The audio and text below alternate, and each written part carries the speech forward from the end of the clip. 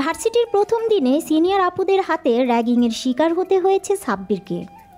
মধ্যবিত্ত পরিবারের সন্তান হচ্ছে সাব্বির। লেখাপড়ায় অনেক ভালো, তাই টপ রেজাল্ট করে ঢাকা বিশ্ববিদ্যালয়ে চান্স পেয়েছে। দেখতে মাশাল্লাহ পুরো চকলেট বয়। উজ্জ্বল ফর্সা গায়ের রং, যে কোনো মেয়ে প্রথম দেখাতে ক্রাশ খেয়ে যাবে। এবার গল্পে ফেরা যাক। এই ছেলে সিনিয়রদের কিভাবে সম্মান করতে হয় জানো না?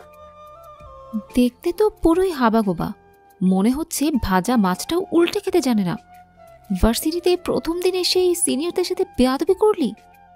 ওদের কথা শুনে সাব্বির নিজের কাঁধের ব্যাগটা ঠিক করতে করতে বলে, আমি আপনাদের কখন অসম্মান করলাম? এই ছেলে আপনার মুখে মুখে তর্ক করা হচ্ছে। ভার্সিটির প্রথম দিন সিনিয়রদেরকে সালাম দিতে হয়, জানিস না তুই? এই ভার্সিটিতে থাকতে হলে আমরা যা বলবো তাই শুনতে হবে, আর প্রতিদিনই এসে আমাদের আগে সালাম দিতে হবে। ভার্সিটিতে থাকতে হলে আপনাদের কথা শুনে চলতে হবে কেন? ভার্সিটি তো কারোর ব্যক্তিগত সম্পত্তি না। সবাই এখানে লেখাপড়া করার জন্য এসেছে, এখানে সবার সমান অধিকার আছে। তাহলে আমি আপনাদের কথা শুনে চলবো কেন? সাব্বিরের কথা শুনে বৃষ্টি ওদের টিমের লিডার মারিয়াকে বলল, দেখেছিস মারিয়া, এই ছেলের কত সাহস, তোর সামনে বেয়াদবি করছে, আর তুই কিছু না বলে চুপ করে আছিস। এই ছেলেকে শাস্তি দিতে হবে। মারিয়া তার হিমিকা, অসম্ভব সুন্দর একটা মেয়ে, পুরো ভার্সিটির ক্রাশ গার্ল। উজ্জ্বল ফর্সা গায়ের রং, বড়লোক বাপের বড় মেয়ে, কিন্তু প্রচণ্ড পরিমাণে বদমেজাজি, তবে মনের দিক থেকে অনেক ভালো। মারিয়া এতক্ষণ বসে বসে বাদাম খাচ্ছিল। বৃষ্টির কথা শুনে হাত জেরে উঠে দাঁড়ায় আর বলে, এই ছেলে, তুই জানিস তুই কার সাথে কথা বলছিস?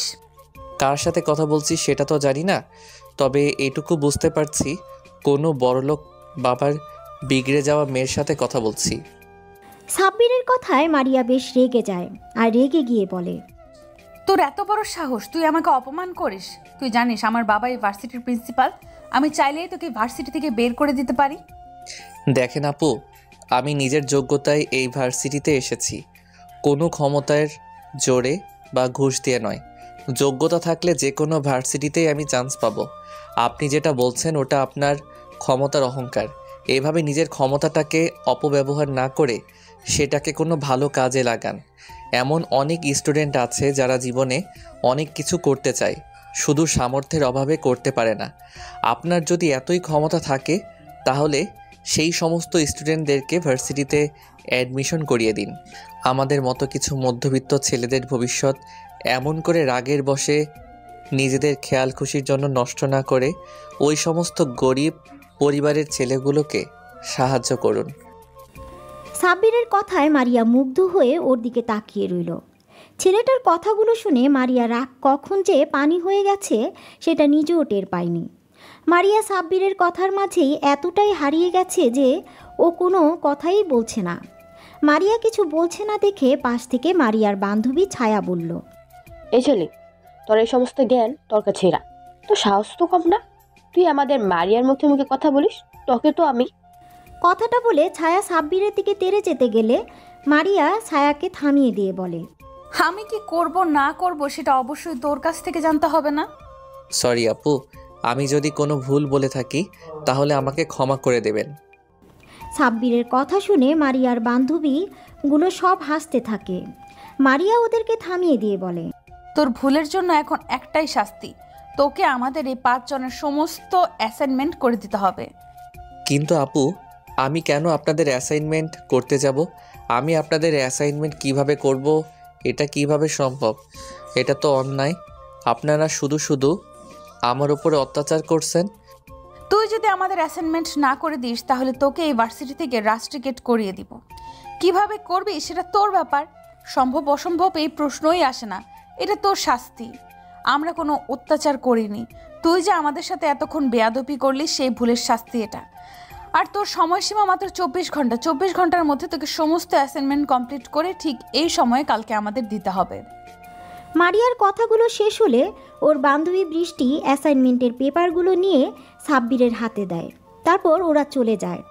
সাব্বির কী করবে বুঝে উঠতে পারছে না। মাত্র 24 ঘন্টার মধ্যে 5 জনের অ্যাসাইনমেন্ট ও কিভাবে কমপ্লিট করবে, তাও আবার ওর সিনিয়র ব্যাচের, যেগুলো কখনো না দেখেছে না করেছে। সাব্বির পেপারগুলো নিয়ে সোজা লাইব্রেরিতে চলে যায়।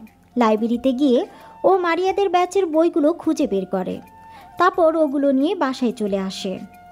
অন্যদিকে কিরে মারিয়া, তুই শুধু শুধু বেচারাকে আমাদের অ্যাসাইনমেন্ট করতে দিলি কেন?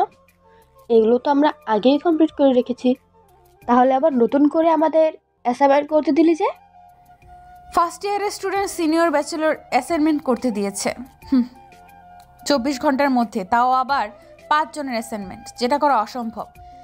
কিন্তু ও এটা করার আপ্রাণ চেষ্টা করবে, কারণ ওর মতো ফকিন্নির বাচ্চার কোনো যোগ্যতা নেই ভার্সিটিতে থাকার। ও যদি অ্যাসাইনমেন্টগুলো না করে আসে, ওকে ভার্সিটি থেকে চলে যেতে হবে, আর এইটাই হবে আমার সাথে লাগতে আসার শাস্তি। মারিয়ার সাথে যে লাগতে আসবে তাকে শাস্তি পেতে হবে। অন্যদিকে সাব্বির ভার্সিটি থেকে ফেরার পর থেকে অ্যাসাইনমেন্ট করতে উঠে পড়ে লেগে যায়। কি হলো আপু, সকালে ঘুম থেকে উঠতে লেট হলো বলে না খেয়ে ভার্সিটি চলে গেলে, আবার ভার্সিটিতে গিয়ে ক্লাস না করে চলে এলি।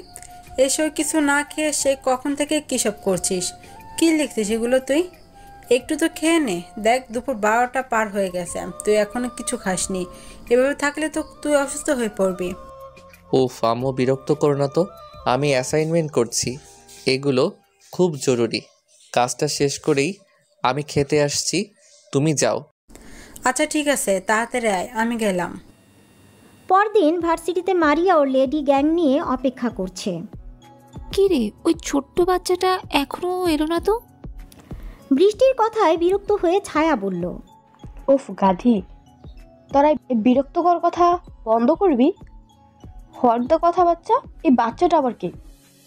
কেন, বাচ্চাটাকে বুঝতে পারছিস না? আরে কালকের ওই ছেলেটা যাকে আমরা অ্যাসাইনমেন্ট করতে দিয়েছি, কালকে ওর সাথে এত ঝগড়া করলি, কিন্তু নামটাই তো কেউ জিজ্ঞেস করলি না। ওর তো এখন অ্যাসাইনমেন্ট দেওয়ার কথা, কিন্তু এখনো তো এলো না। সেজন্যই বলছি বাচ্চাটা এখনো এলো না যে। হ্যাঁ আসলেই তো বাচ্চা। ছায়ার কথাটা শেষ করার আগেই সাব্বির ওদের সামনে এসে অ্যাসাইনমেন্টগুলো এগিয়ে দিয়ে বলল, আসসালামু আলাইকুম আপুরা, এই নিন আপনাদের অ্যাসাইনমেন্ট। সাব্বিরের কথায় ওরা 5 জনে অবাক হয়ে যায় আর ছায়া বলে, এই ছেলে 24 ঘন্টার মধ্যে সিনিয়র ব্যাচের অ্যাসাইনমেন্ট করা অসম্ভব, তাহলে তুমি কিভাবে করলা? নিশ্চয়ই ভুলভাল লিখে নিয়ে এসেছো। পাশ থেকে বৃষ্টি বলল, এই কেউ অ্যাসাইনমেন্টগুলো নিয়ে দেখতো সব ঠিক আছে কিনা। ছায়া সাব্বিরের হাত থেকে অ্যাসাইনমেন্টগুলো নিয়ে দেখতে লাগলো। কিছুক্ষণ বেশ ভালোভাবে দেখে বুঝতে পারলো সব একদম ঠিক আছে। তখন ছায়া অবাক হয়ে মারিয়াকে বলল, মারিয়া, এই তো দেখছি সব একদম ঠিক করেছি। এই ছেলে, তোমার নাম কি? জি, আজমাইন হোসেন সাব্বির। মারিয়া এতক্ষণ চুপ ছিল, কিন্তু সাব্বিরের নাম শুনে অবাক হয়ে যায়।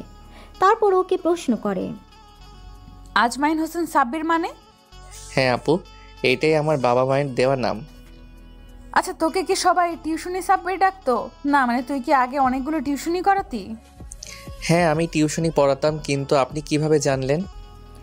সাব্বিরের কথা শুনে মারিয়া একটা তাচ্ছিলের হাসি দিয়ে বলে, আমি নীলার বড় আপু। মারিয়া কথাটা বলেই সেখান থেকে চলে যায়। আর সাব্বির মারিয়ার চলে যাওয়ার দিকে অবাক চোখে তাকিয়ে রইল। ও বিশ্বাসই করতে পারছে না যে মারিয়া নীলার বড় আপু।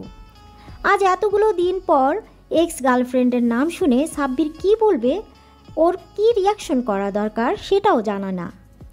মারিয়া চলে যাওয়ার দিকে ওর বান্ধবীগুলো ওকে ডাকতে ডাকতে চলে যায়। সাব্বির কিছুক্ষণ সেখানে দাঁড়িয়ে থেকে ওদের চলে যাওয়ার দিকে তাকিয়ে থেকে নিজের ক্লাসে চলে যায়। সাব্বিরের ক্লাসে মনোযোগ দিতে পারছে না, বারবার কিছুক্ষণ আগের ঘটনা মাথায় ঘোরপাক খাচ্ছে। মারিয়া নীলার বড় আপু, কিছু একটা ভেবে দীর্ঘশ্বাস ফেলে সাব্বির সেদিনকার মতো কোনো মতে ক্লাস করে সাব্বির বাসায় চলে যায়। দেখতে দেখতে বেশ অনেক কয়েকটা দিন কেটে যায়।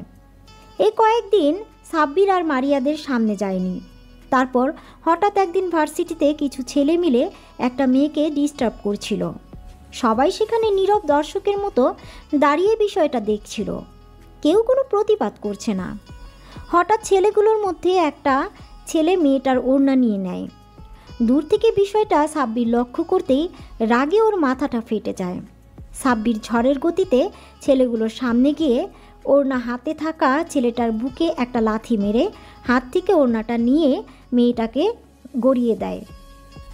বাকি ছেলেগুলো একসাথে সাব্বিরের দিকে তেড়ে আসে ওকে মারতে।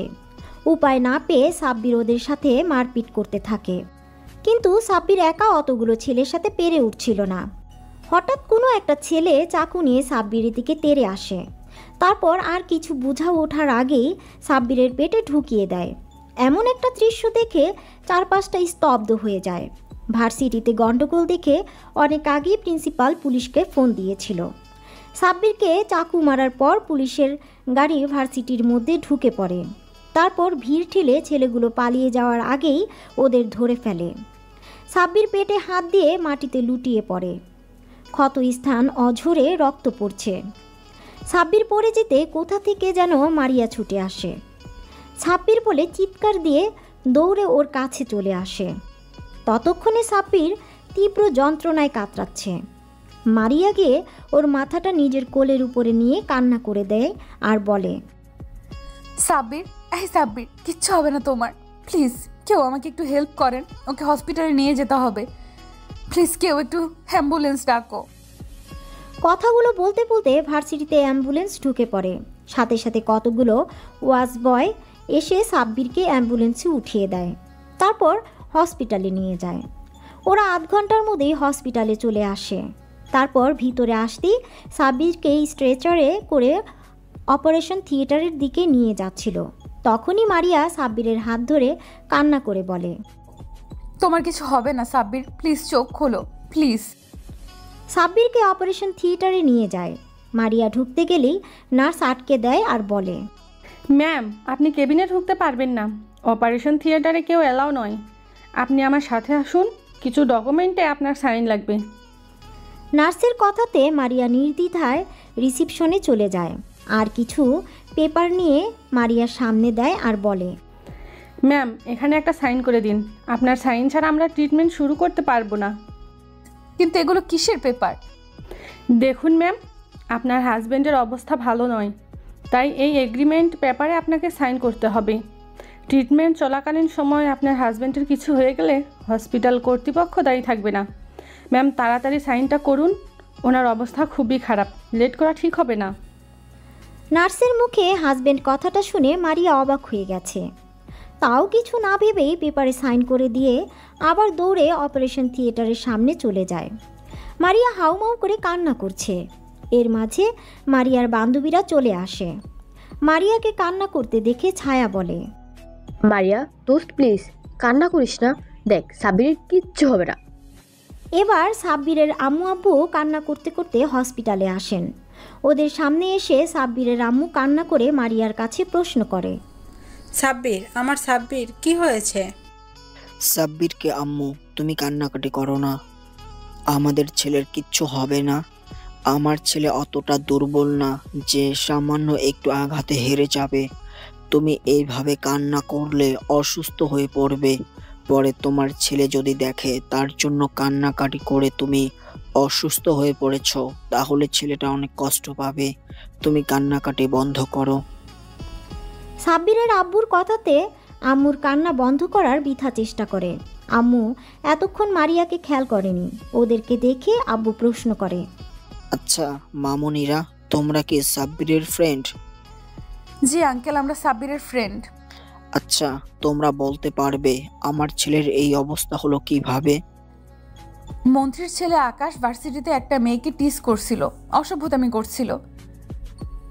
কেউ একটু প্রতিবাদও করেনি। সাব্বির ওখানে গিয়ে মেয়েটাকে প্রোটেক্ট করে, ওদের সাথে মারপিট করে। তখন ওদের মধ্যে থেকে একটা ছেলে সাব্বিরের পেটে চাকু ঢুকিয়ে দেয়। কোনো কিছু বোঝার আগে সাব্বির মাটিতে লুটিয়ে পড়ে। কথাটা বলা শেষ হতে সাব্বিরের আম্মু আবারও কান্না শুরু করে দেয়। তখন মারিয়া আম্মুর কাছে গিয়ে সান্ত্বনা দিয়ে বলে, আন্টি, আপনি কান্না করেন না প্লিজ। আপনি কান্না করলে অসুস্থ হয়ে পড়বেন। দেখবেন আপনার ছেলের কিচ্ছু হবে না, ওর কিছু হতেই পারে না। আল্লাহর কাছে দোয়া করুন, আল্লাহ সব ঠিক করে দিবে। এরই মাঝে অপারেশন থিয়েটার থেকে একটা নার্স বেরিয়ে এসে বলে, এখানে পেশেন্টের বাসার লোক কে আছেন? নার্সের কথাতে সবাই নার্স সামনে আসে। আম্মু অস্থির হয়ে নার্সকে জিজ্ঞাসা করে, আমার সাব্বির কিছু হয়নি তো? ও ঠিক আছে? ও ঠিক হয়ে গেছে তো? অসুস্থ হয়ে গেছে তাই না? আমাকে একটা বার আমার কলিজার টুকরার কাছে যেতে দিন প্লিজ। আমি আমার সাব্বিরের কাছে যাব। ম্যাম আপনি শান্ত হন, পেশেন্টের অবস্থা খুবই খারাপ। ইমিডিয়েটলি ও পজিটিভ ব্লাডের প্রয়োজন। আমাদের ব্লাড ব্যাংকে এখনও পজিটিভ ব্লাড নেই। আপনারা জলদি ব্লাডের ব্যবস্থা করেন প্লিজ। নার্সের কথা শুনে সাব্বিরের আব্বু বলল, আমার রক্ত ও পজিটিভ, কিন্তু আমার সুগার আছে। এসব কথার মাঝে আম্মু অস্থির হয়ে বলে, আমার রক্ত নিন, যত রক্ত লাগে নিন, তবু আমার সাব্বিরকে আমার কাছে ফিরিয়ে দিন। সাব্বিরের আম্মু, তুমি কান্না থামাও। আমাদের ছেলের কিচ্ছু হবে না। তুমি ওকে কি করে রক্ত দেবে? তোমার রক্তের সাথে ওর রক্তের মিল নেই। দেখুন এসব বললে তো হবে না। রক্ত না পেলে পেশেন্টকে বাঁচানো যাবে না। ওদের কথা শেষ হতেই মারিয়া বলে, নার্স, আমার রক্তের গ্রুপ ও পজিটিভ। আমার সব কিছু নর্মাল। যত রক্ত লাগে আমার শরীর থেকে নিয়ে নিন। আপনি তাড়াতাড়ি ভিতরে আসুন। নার্স মারিয়াকে নিয়ে ভিতরে চলে যায়। শরীর থেকে 2 ব্যাগ রক্ত নেওয়া হয়। রক্ত দেওয়ার শেষে মারিয়া দাঁড়ানোর চেষ্টা করলে মাথা ঘুরে পড়ে যেতে নেয়। তখন নার্স ওকে ধরে শুয়ে দিয়ে বলে, আরে আরে আপনি উঠছেন কেন? শুয়ে কিছুক্ষণ রেস্ট নিন। নার্স বেরিয়ে গেলে সাব্বিরের আব্বু আম্মু মারিয়ার কেবিনে ঢুকে। আম্মু মারিয়ার সামনে বসে ওর একটা দুহাত হাতের মুঠোয় নিয়ে বলে, তুমি আজকে আমার ছেলের জন্য যা করলে এই ঋণ আমি কখনো শোধ করতে পারবো না মা। ছি ছি, আন্টি কি বলছেন এগুলো? এটা আমার কর্তব্য, এইভাবে বলবেন না। তোমার জন্য আজকে আমি আমার ছেলেকে ফিরে পেয়েছি। তোমার এই ঋণ আমি কিভাবে যে শোধ করব? এই মা, আন্টি কি বলছেন এগুলো? আমার কিচ্ছুর প্রয়োজন নেই। সাব্বির এখন সুস্থ আছে, তাতেই আমি খুশি। তুমি অনেক লক্ষ্মী একটা মেয়ে। তোমার কখনো যদি মনে হয় এই মায়ের থেকে কোনো কিছুর প্রয়োজন, তাহলে তুমি আমাকে অবশ্যই বলবে। আচ্ছা আন্টি। ওদের কথা শেষ হতে সাব্বিরের আব্বু মারিয়ার মাথার উপর হাত রেখে বলে, দোয়া করি মা, তুমি অনেক সুখী হও। আব্বুর কথায় মারিয়া মুচকি একটা হাসি দেয়। ওরা আরও কিছুক্ষণ কথা বলে। এর মাঝে নার্স এসে বলে সাব্বিরের জ্ঞান ফিরেছে। কথাটা শোনার সাথে সাথে মারিয়া ছুটে কেবিন থেকে বেরিয়ে সাব্বিরের কেবিনে চলে যায়। মারিয়ার এভাবে ছুটে যাওয়া দেখে সাব্বিরের আব্বু আম্মু অবাক হয়ে তাকিয়ে থাকে, কিন্তু বিষয়টা নিয়ে খুব একটা ভাবে না। তারপর ওরা সবাই সাব্বিরের কেবিনে গিয়ে দেখে ও মিটমিট করে তাকাচ্ছে। মারিয়া গিয়ে সাব্বিরের পাশে বসে। ওর একটা হাত হাতের মধ্যে নিয়ে বলে, তোমার এখন কেমন লাগছে? সাব্বির চোখ খুলে মারিয়াকে পাশে দেখে অবাক হয়ে যায়। পরক্ষণে আবার চারপাশে তাকিয়ে দেখে মারিয়ার বান্ধবী সহ ওর আব্বু আম্মু সেখানে দাঁড়িয়ে আছে। সাব্বিরের আব্বু আম্মুর দিকে তাকাতেই ওরা কাছে এসে দাঁড়ায়। আম্মু সাব্বিরের অন্য হাত ধরে কান্না করে দেয় আর বলে, তাকে কতবার বলেছি এসব মারপিট আর ঝামেলার মধ্যে জড়াবি না। তুই কখনো আমার কথা শুনবি না, সব সময় মারপিটের ভেতরে থাকবি। আজকে যদি তোর কিছু হয়ে যেত তাহলে আমাদের কি হতো? আমরা কি নিয়ে বাঁচতাম? তুই ছাড়া আমাদের আর কি আছে বল? আজকে যদি এই মেয়েটা না থাকতো, তোকে আমি কখনোই ফিরে পেতাম না। সাব্বিরের আম্মুর কথা শুনে মারিয়ার দিকে তাকায় আর প্রশ্ন করে, আম্মু কি বলছো তুমি এগুলো? আমি তো কিছুই বুঝতে পারছি না। উনি আমাকে বাঁচিয়েছে মানে? মেয়েটাই তোকে হাসপাতাল এনেছে, আমার 2 ভাগ রক্ত দিয়ে আজকে তোকে বাঁচিয়েছে। ওই তো তোকে হাসপাতাল নিয়ে এসেছে। আজকে যদি ও না থাকতো তাহলে কি যে হতো ভাবাই যাচ্ছে না। এটা ভাবতে আমার অন্তরাত্মা কেঁপে উঠছে।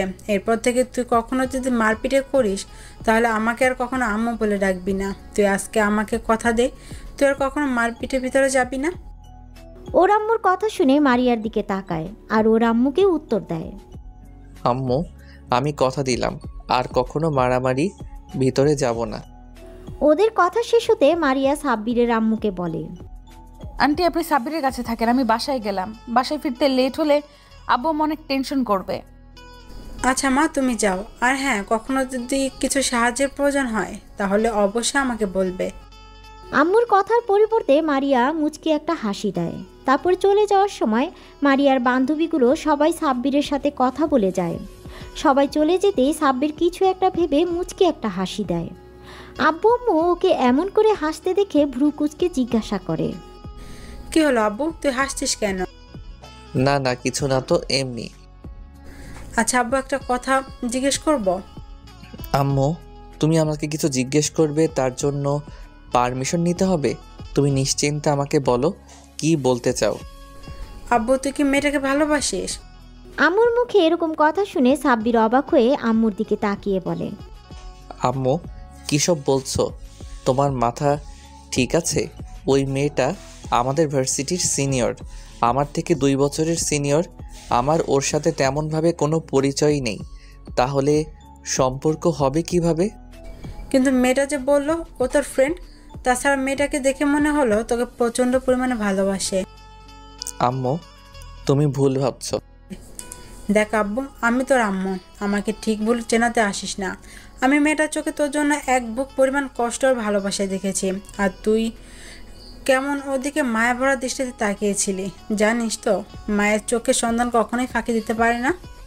তুমি ঠিক বলছো, এই বিষয়টা আমিও লক্ষ্য করেছি, শুধু বলতে পারছিলাম না। আব্বু আম্মু, তোমরা কি একটু থামবে? আমাকে তোমরা কিছু বলার সুযোগই দিচ্ছ না। তোমরা যে মেয়েটাকে নিয়ে এত আকাশ পাতাল চিন্তা করছো, জানো মেয়েটাকে? এর কথায় আব্বু আম্মু নীরব হয়ে ওর দিকে তাকিয়ে বলে, ওই মেয়েটার কেউ নয়, ও হচ্ছে নীলা আর বড় বোন।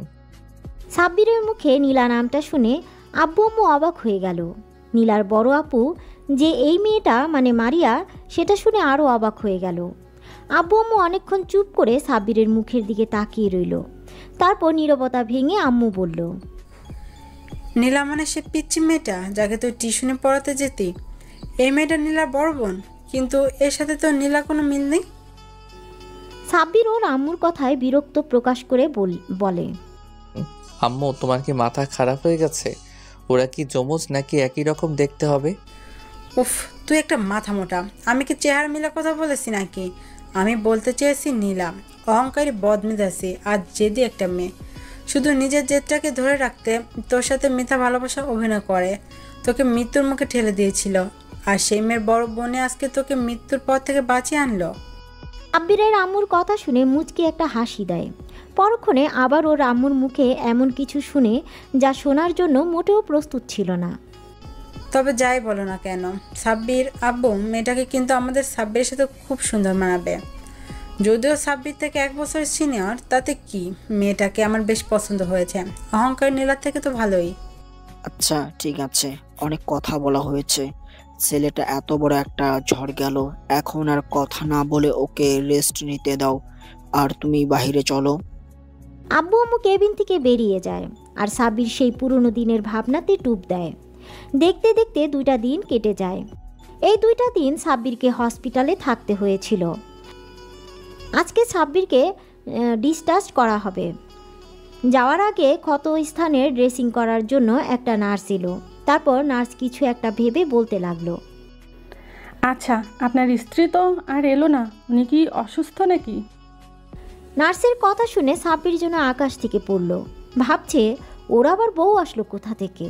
সেখানে এখন অবধি বিয়েটাই করলো না, সেখানে আবার বউ। সাব্বির অবাক হয়ে বলল, আমার বউ মানে? কেন, সেদিন ম্যাডামই তো আপনাকে হসপিটালে আনলো, ব্লাড দিল, এমনকি এগ্রিমেন্ট পেপারে সাইন করলো। সত্যি ভাগ্য করে এমন একটা বউ পেয়েছেন। উনি যদি আপনাকে হসপিটালে আনতে আর কয়েক মিনিট লেট করতো, তাহলে হয়তো আর আপনাকে বাঁচানো যেত না। তাছাড়া ম্যাডাম যে পরিমাণে কান্না করেছে আপনি ভাবতেও পারবেন না। যতক্ষণ আপনার ট্রিটমেন্ট হয়েছে ততক্ষণ উনি পাগলের মতো কান্না করেছে। আপনার জন্য যে পরিমাণে পাগলামি করছিল তাতে তো স্পষ্ট বোঝা যায় উনি আপনার স্ত্রী আর আপনাকে প্রচণ্ড পরিমাণে ভালোবাসে। নার্সের কথা শুনে সাব্বিরের অবাকের উপর অবাক হচ্ছে। ভাবতেই পারছে না ওরই এক্স গার্লফ্রেন্ডের বড় বোন নাকি ওর জন্য কান্না করেছে, এমনকি ওর জন্য এত কিছু করেছে। সাব্বিরের মনে এখন একটা প্রশ্নই ঘুরপাক খাচ্ছে, আর সেটা মারিয়া ওর জন্য এত কিছু কেন করেছে? তাহলে কি আম্মু যেটা বলল সেটাই সত্যি? কিন্তু সেটা কিভাবে সম্ভব? সাব্বির বারবার নিজেকে প্রশ্ন করছে। নার্সের ড্রেসিং করা হয়ে গেলে চলে যাচ্ছিল, কিন্তু কিছু একটা মনে করে আবার ফিরে এসে বলল, আর হ্যাঁ, দোয়া করি আপনারা দুজন অনেক সুখী হন। জানেন তো, লাইফ পার্টনার হিসেবে এমন কাউকে পাওয়াটা অনেক ভাগ্যের ব্যাপার। তাকে সবসময় ভালোবাসার মানুষটাকে আগলে রাখবেন। সাব্বিরকে ডিসচার্জ করা হলে ও আব্বু আম্মুর সাথে বাসায় ফিরে আসে। দেখতে দেখতে আরও 1 সপ্তাহ কেটে যায়। এর মাঝে মারিয়া একবারও সাব্বিরের খোঁজ খবর নেয়নি। পুরো 1 মাস লেগে গেল সাব্বির সুস্থ হতে। আর সুস্থ হতে ভার্সিটিতে যাবে বলে ঠিক করে। সাব্বির রেডি হয়ে আম্মুকে বলে ভার্সিটির উদ্দেশ্যে বেরিয়ে পড়ে। তারপর ক্যাম্পাসে এসে সাব্বির বারবার এদিক ওদিক মারিয়াকে খুঁজছিল। কেন জানি না, সাব্বির এই 1টা মাস মারিয়াকে অনেক মিস করেছে।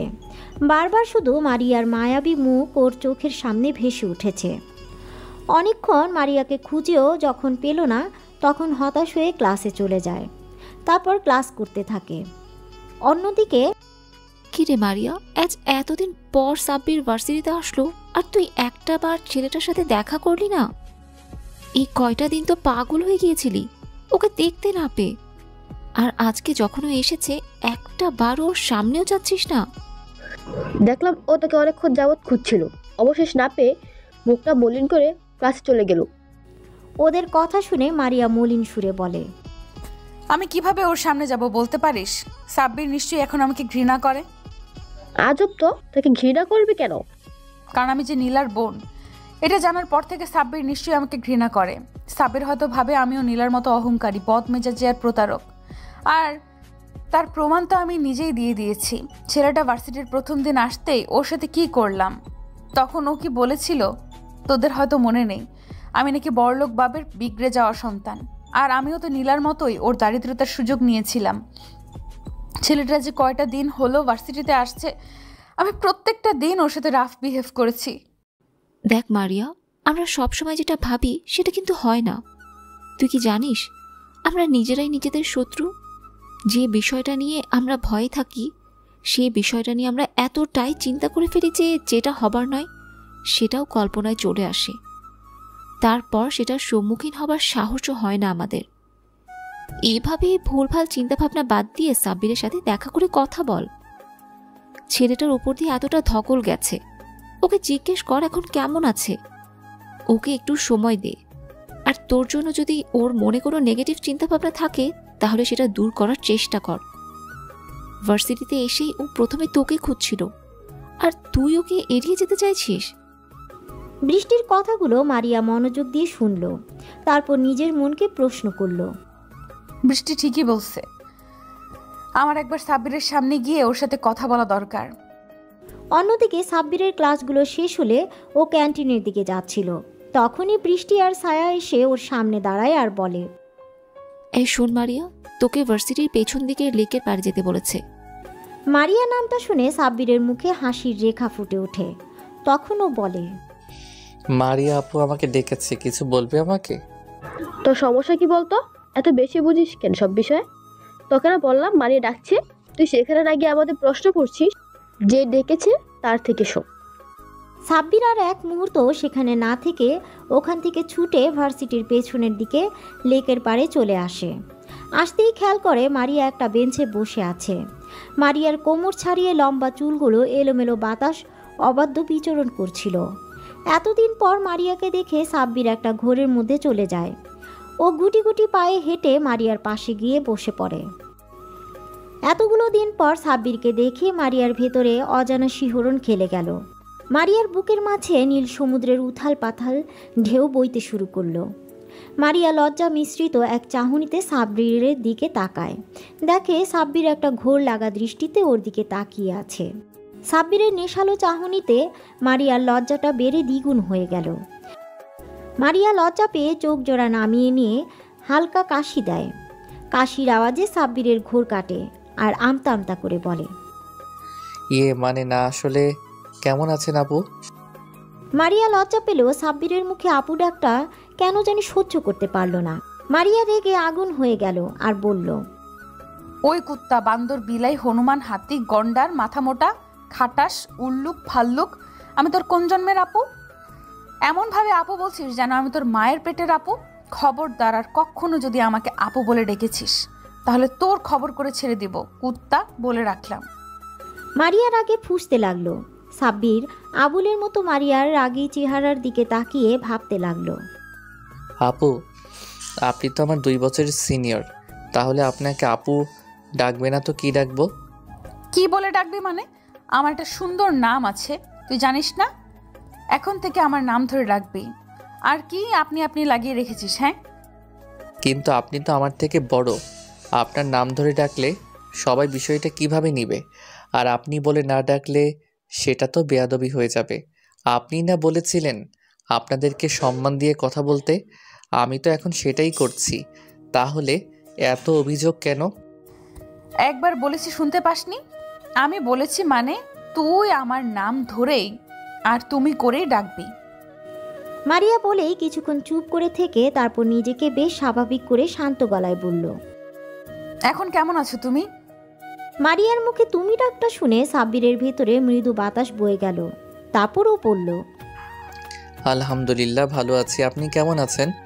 সাব্বিরের মুখে আবার আপনি ডাক শুনে মারিয়া রাগী চোখে তাকিয়ে সাব্বির আমতা আমতা করে বলল, আপনাকে তুমি ডাকতে সময় তো লাগবেই। আমি সবাইকে আপনি করে ডাকতে অভ্যস্ত, তাই তুমি ডাকটা সহজে আসে না। সাব্বিরের ভয়ার্ত চেহারা দেখে মারিয়া একটু মুচকি হাসে। তখনও জিজ্ঞাসা করে, আচ্ছা, তোমাকে একটা কথা বলবো, যদি কিছু মনে না করো।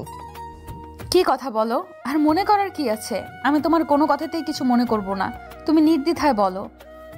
তুমি তো নীলার আপু, অথচ নীলার স্বভাবের সাথে তোমার কোনো মিল নেই। দুজনে 2 মুদ্রার উল্টো পিঠ। তুমি এতটা আলাদা কেন? এই প্রশ্নটা আমার মনে বারবার ঘুরপাক খাচ্ছে। এর জন্য তুমি এতটা ভয় পাচ্ছিলে? তবে হ্যাঁ, তুমি কথাটা ঠিক বলেছ। আমি আর নীলা দুজনেই 2 রকম। নীলার সাথে আমার কোনো মিল নেই। নীলার অতিরিক্ত অহংকার করত। ওর এই অহংকার আর জেদের জন্যই হয়তো ওকে শাস্তি পেতে হয়েছে। শাস্তি পেয়েছে মানে কি বলছো তুমি? আমি তো কিছুই বুঝতে পারছি না। নীলা তোমার সাথে যেটা করেছে ঠিক এইরকম ভাবে আরো অনেক ছেলের সাথে এইরকম করেছে। কিন্তু ওই যে কথায় আছে না, পাপের ঘোড়া পূর্ণ হয়ে গেলে পাপের শাস্তি হবেই হবে।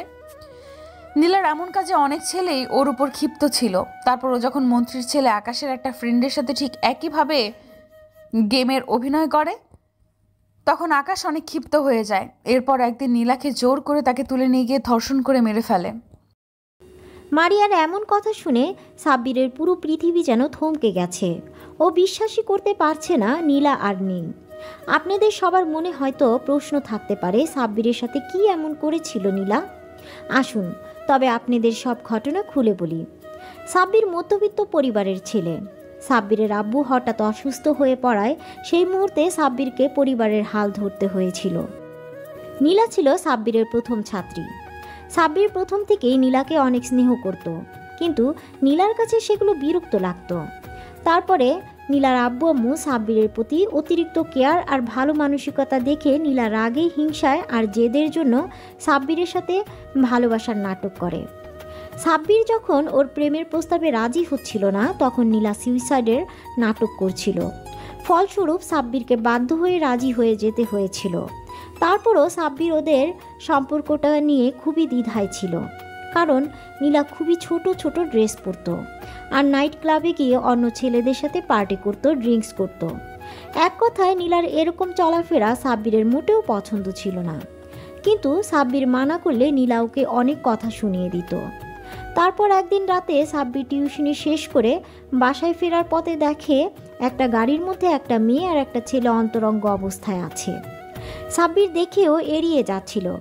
ঠিক সেই সময় গাড়ির ভেতর থেকে মেয়েটার খুবই বিশ্রী একটা আওয়াজ শুনতে পায়। সাব্বিরের কেন জানি ভয়েসটা খুবই চেনা চেনা লাগছিল। তখনও গাড়ির জানালার কাছে গিয়ে দেখে নীলা একটা ছেলেকে কিস করছে। এসব দেখে সাব্বিরের মাথায় যেন আকাশ ভেঙে পড়ল। সাব্বির বিশ্বাসই করতে পারছিল না যে নীলা এরকম করবে ওর সাথে। নীলা খুবই বাজেভাবে চলাফেরা করলেও এটুকু সাব্বিরের বিশ্বাস ছিল যে ও কখনো এমন কাজ করতে পারে না। কিন্তু সেদিন ওকে এরকম অবস্থায় দেখে সাব্বিরের বলার ভাষা হারিয়ে ফেলেছিল। তারপর সাব্বির গাড়ির দরজায় টোকা দিতেই নীলা ছেলেটাকে ছেড়ে দিয়ে গাড়ির জানালা নামিয়ে দেখে সাব্বির দাঁড়িয়ে আছে। নীলা ড্রিঙ্কস করে পুরো মাতাল হয়ে আছে, ওর কোনো হুঁশই নেই। ও কি করছে জানে না। সাব্বিরকে দেখে নীলা মাতাল অবস্থায় বলে, এই ফকিন্নির বাচ্চা, ছোট লোকের বাচ্চা, তুই এখানে কি করছিস? চলে যা এখান থেকে। আমি আমার বেবির সাথে রোম্যান্স করছি, দেখতে পাচ্ছিস না? ছোট লোকের বাচ্চা।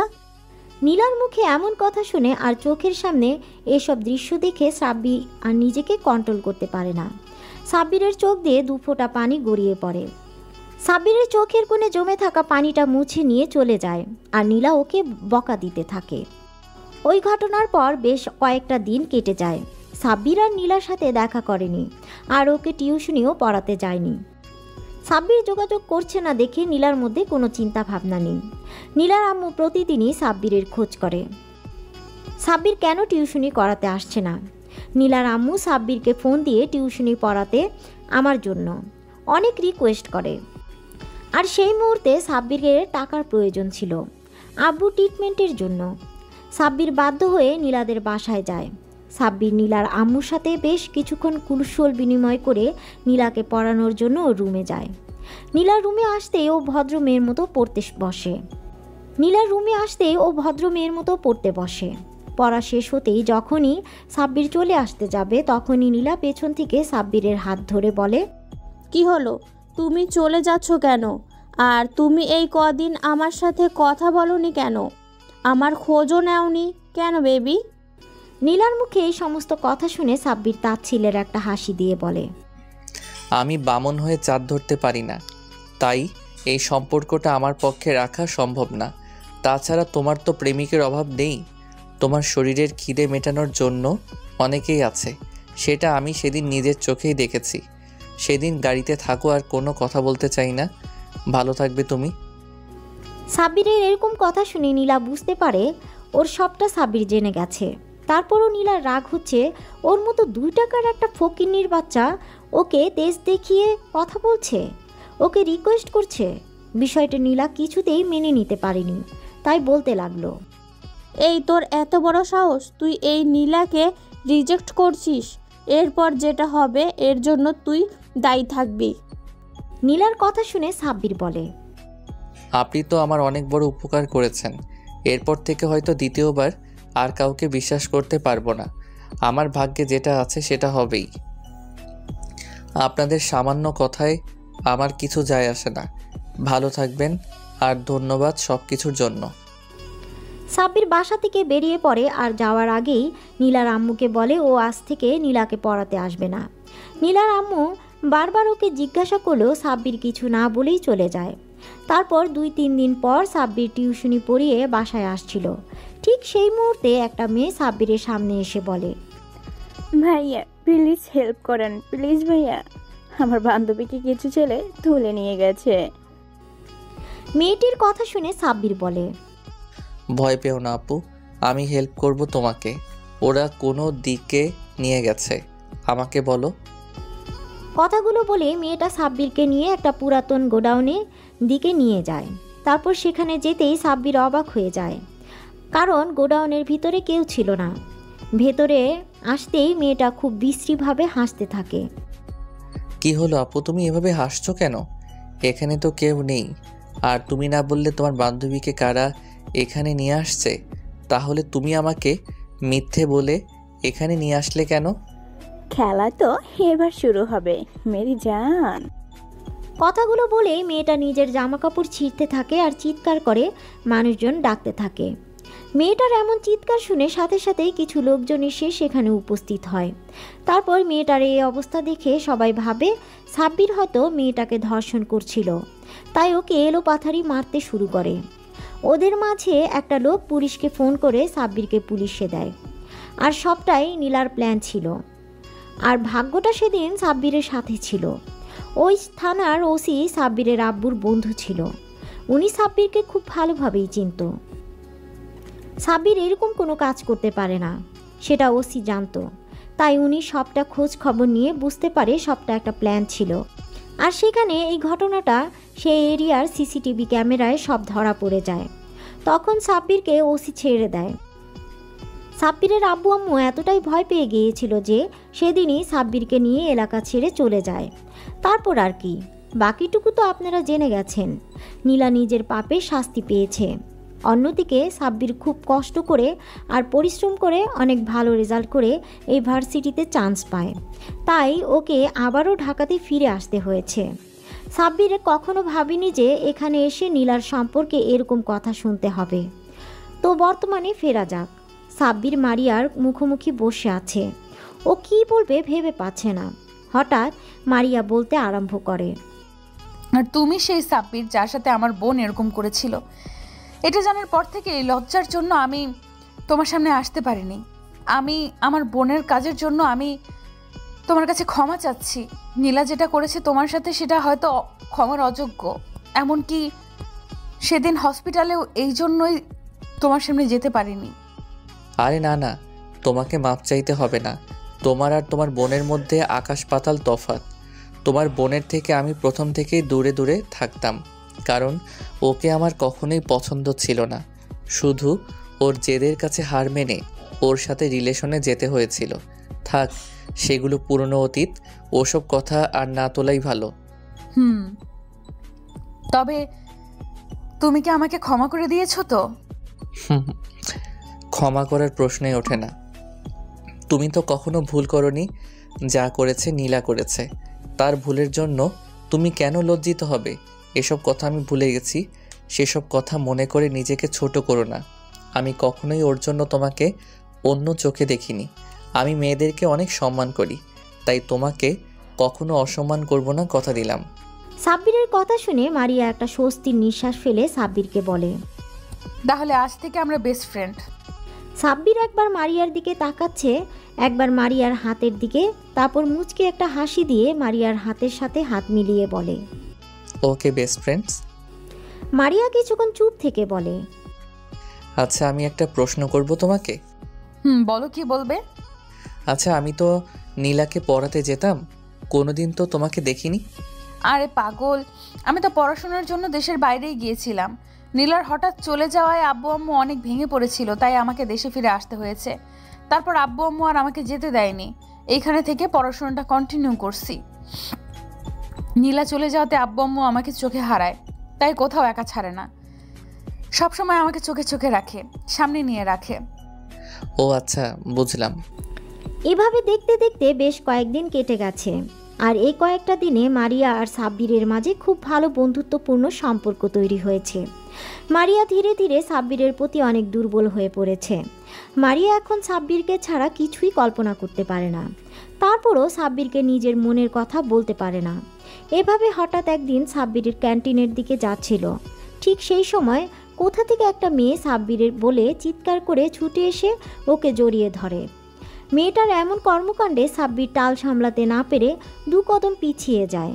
তারপর নিজেকে সামলে নিয়ে জড়িয়ে ধরা মেয়েটিকে দেখার চেষ্টা করে, কিন্তু মেয়েটার মুখ দেখতে পাচ্ছে না, কারণ মেয়েটা ওর বুকে মুখটা গুজে রেখেছিল।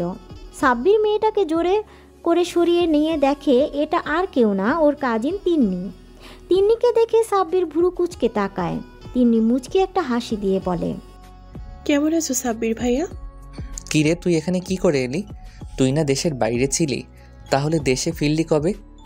ভাইয়া, আমি আজকে দেশে ফিরেছি, আর এসে তোমার সাথে দেখা করতে চলে এসেছি। তুমি খুশি হওনি আমাকে দেখে? খুশি হয়েছি, আর অবাকও হয়ে গেছি। হঠাৎ তোকে দেখে ঘাবড়ে গিয়েছিলাম। কিন্তু তোমাকে দেখতে তো মনে হচ্ছে না তুমি খুশি হয়েছো, মনে হয়েছে আমার উপরে বিরক্ত হচ্ছ। পাগলি, আমি এতদিন পর আমার পিচ্চি বোনটাকে দেখতে পেলাম, আর আমি খুশি না হয়ে থাকতে পারি? আচ্ছা, এখন আর মুখ ভার করে থাকিস না, চল তোকে আমার ভার্সিটিটা ঘুরিয়ে দেখাই। সাব্বির তিন্নিকে নিয়ে ভার্সিটির অন্য দিকটায় চলে যায়। ওরা যেতে মারিয়া আর ওর বান্ধবীগুলো আড়াল থেকে বেরিয়ে আসে। মারিয়ার বান্ধবীগুলো এতক্ষণ মারিয়াকে আটকে রেখেছিল, কারণ তিন্নি সাব্বিরকে জড়িয়ে ধরতে দেখে ও বেজায় রেগে গিয়েছিল। মারিয়া পারে তো এসে তিন্নিকে খুন করে। মারিয়া রাগে ফুঁসছে, কারণ সাব্বির অন্য একটা মেয়ের সাথে সময় দিচ্ছে। ও কোনো মতেই মেনে নিতে পারছে না সাব্বির অন্য একটা মেয়ের হাত ধরে ঘুরছে, হাসাহাসি করছে, ওকে জড়িয়ে ধরছে, এমনকি খাইয়ে পর্যন্ত দিচ্ছে। মারিয়া আরেক মুহূর্ত যদি এখানে থাকে তাহলে তন্নিকে ভস্ম করে দিবে। সাব্বির আর তন্নি ভার্সিটি থেকে চলে যাওয়ার উদ্দেশ্যে পা বাড়াতেই ওরা গিয়ে মারিয়ার সামনে পড়ে। মারিয়া খেয়াল করে মেয়েটা সাব্বিরের হাত ধরে রেখেছে। মারিয়ার আগুন চোখ সাব্বিরের দিকে তাকাতেই মারিয়াকে সাব্বির চোখের ইশারায় জিজ্ঞাসা করে কি হয়েছে, কিন্তু কিছু বলে না, মুখ ফিরিয়ে নেয়। কিছুক্ষণ চুপ থেকে সাব্বির বলে, পিচি বোন, এটা আমাদের ভার্সিটির সিনিয়র আপু, আর ও আমার বেস্ট ফ্রেন্ড। আর মারিয়া এই হচ্ছে আমার কাজিন তিন্নি। মারিয়া অন্যদিকে মুখ ঘুরিয়ে রেখেছিল। সাব্বিরের কথায় ওদের দিকে তাকায়। মারিয়ার রাগের কারণ হচ্ছে তিন্নি মারিয়ার থেকেও সুন্দরী, আর প্রতিটা মেয়ের জাতিগত অভ্যাস নিজের থেকে সুন্দরী কাউকে দেখলেই বিনা কারণে রেগে যাওয়া, তার উপরে আবার সেটা যদি নিজের প্রিয় মানুষের সাথে ঘুরোঘুরি করে। মারিয়া নিজের রাগটা কন্ট্রোল করে মুখে বলে, ভালোই তো। আসসালামু আলাইকুম আপু, কেমন আছেন? ওয়ালাইকুম আসসালাম, আলহামদুলিল্লাহ আমি ভালো আছি। তুমি কেমন আছো? জি আপু, ভালো আছি। তিন্নিকে মারিয়ার একটু সহ্য হচ্ছে না। তারপরও এটা ভেবে নিজের মনকে সান্ত্বনা দিচ্ছে যে মেয়েটা ওর থেকে সিনিয়র আপু। তিন্নি সাব্বিরকে ছোটবেলা থেকেই অনেক ভালোবাসে, কিন্তু সাব্বিরের অতিরিক্ত রাগের কারণে কখনো ভয়ে ওকে বলতে পারেনি। তিন্নি নিজেও মারিয়াকে দেখে সহ্য করতে পারছে না। ও নিজেকে এটা ভেবে সান্ত্বনা দিচ্ছে যে মারিয়া সাব্বিরের সিনিয়র, তাই ওর সাথে কখনোই সাব্বিরের সম্পর্ক হয় না। মারিয়া রেগে সেখান থেকে ওর বান্ধবীদেরকে নিয়ে সেখান থেকে চলে যায়। সাব্বির মারিয়াকে কয়েকবার ডাকলো, তারপরও দাঁড়ালো না। সাব্বির তিন্নিকে নিয়ে বাসায় চলে আসে। তারপর ভিতরে আসতেই আম্মু বলে, কিরে তোরা চলে এসেছিস? মেয়েটাকে কতবার বললাম ভার্সিটিতে যেতে হবে না, তুই একটু পরেই চলে আসবি, তারপরও দেখা করতে চলে গেল। ও আমার সুইট কিউট আন্টি, আমি এতদিন পরে দেশে ফিরলাম আর এসে সাব্বির ভাইয়াকে দেখবো না, এটা কোনো কথা? আমি ভাইয়ার জন্য দেশে ফিরছি না। তিন্নির কথা শুনে সাব্বির অবাক হয়ে ওর দিকে তাকায়। তারপর ওর মাথায় একটা চাটি মেরে বলে, এই তুই আমার জন্য দেশে ফিরেছিস মানে? সাব্বিরের হাতির চাটি খেয়ে তিন্নির হুঁশ ফিরে, বুঝতে পারে ও আবেগের বশে কি বলে ফেলেছে। তখন তিন্নি জিহ্বায় কামড় দিয়ে বলে, ওপস, না কিছু না। কথাটা বলেই তিন্নি ছুটে নিজের রুমে চলে যায়। তিন্নির চলে যাওয়া দেখে আম্মু মুচকি হাসি দিয়ে বলে, পাগলি মেয়ে একটা। তিন্নির কথাগুলো সাব্বিরের কেমন জানি লাগলো। তারপরও বিষয়টাকে খুব বেশি পাত্তা না দিয়ে নিজের রুমে চলে যায়। রুমে এসে বিছানায় ধপ করে শুয়ে পড়ে আর ভাবতে থাকে যে মারিয়া তখন ওভাবে রেগে চলে গেল কেন। আচ্ছা, এই মেয়ে সবসময় এমন করে কেন?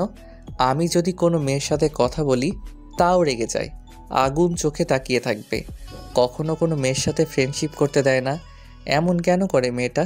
আর আজকে কিনা শেষমেশ তিন্নিকে আমার সাথে দেখেও রেগে গেল। ও গড, আমি পাগল হয়ে যাব। কথাগুলো ভাবতে ভাবতে সাব্বির ঘুমিয়ে পড়ে। দেখতে দেখতে আরও কিছুদিন কেটে যায়। এই কয়েকদিনে মারিয়া সাব্বিরের সাথে ভালোভাবে কথা বলেনি, আর সাব্বিরও মারিয়াকে সময় দিতে পারেনি, কারণ তিন্নি সবসময় ওর সাথে থেকেছে। তিন্নির কারণে সাব্বির মারিয়াকে একটা কলও দিতে পারেনি।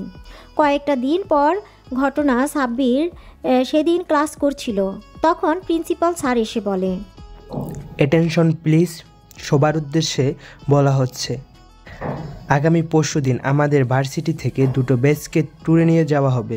তোমাদের ব্যাচ আর তোমাদের সিনিয়র একটা ব্যাচকে সিলেক্ট করা হয়েছে।